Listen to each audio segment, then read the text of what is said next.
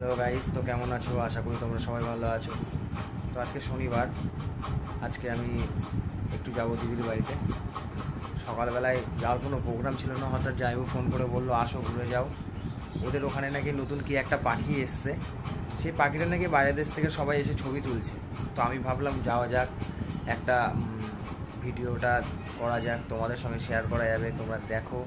চলো যাই, তোমাদেরও দেখাবো পাখিটা কেমন। আমিও কোনোদিন দেখিনি, যাইবো আমাকে বললো, তাই আমি যাচ্ছি।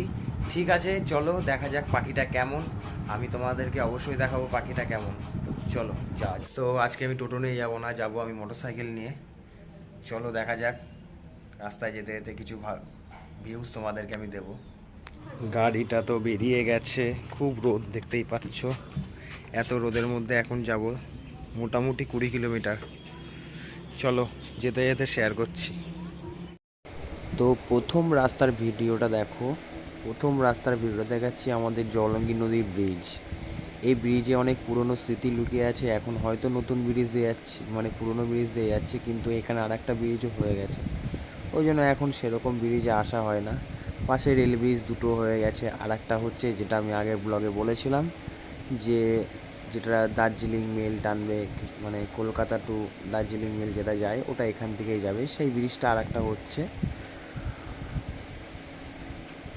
তো রাস্তায় যেতে যেতে ভালোই লাগছে। অনেক দিন পর মোটরসাইকেল নিয়ে বেরিয়েছি।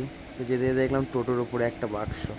আমি ভাবলাম নিশ্চয়ই এটা কোনো খ্রিস্টানদের মরা টরা হইতে যাচ্ছে।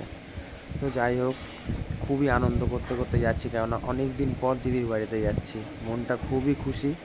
আমি জানি না যে দিদির বাড়িতে গেলে মানে কতটা আনন্দ হবে। আমি প্রায় 1.5 বছর পরেই মনে হয় যাচ্ছি। তো চলো যাওয়া যাক, যেতে যেতে সবই দেখাবো তোমাদের। তো ফাইনালি চলে আসলাম একটা মিষ্টির দোকানে।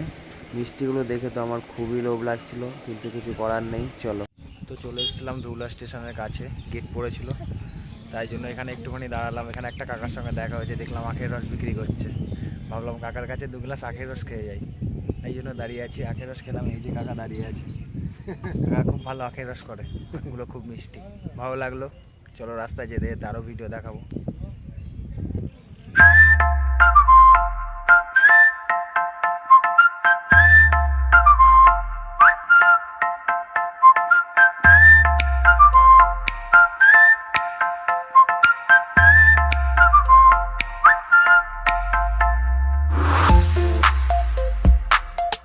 তো ফাইনালি গাইস চলে এসেছি নৌকায়, দেখতেই পাচ্ছ। গঙ্গা পার হয়ে গেলেই দিদির বাড়ি। চলো দেখা হচ্ছে ওপারে গিয়ে। তো মাঝগঙ্গায় আসতেই দেখতে পারলাম এত সুন্দর একটা দৃশ্য। এই দিকে একটা গেছে, এই দিকে ডান দিক দিয়ে একটা গেছে, আর মাঝখানে একটা দ্বীপ। তো খুবই সুন্দর লাগছিল মাঝগঙ্গায় এসে, সত্যিই খুব ভালো লাগছিল। তো চলো যাওয়া যাক দিদির বাড়ির দিকে। তো ফাইনালি চলে এসেছি দিদির বাড়ি। এসে দেখছি জামাইবাবু রান্না করছে, আজকে দিদির ছুটি।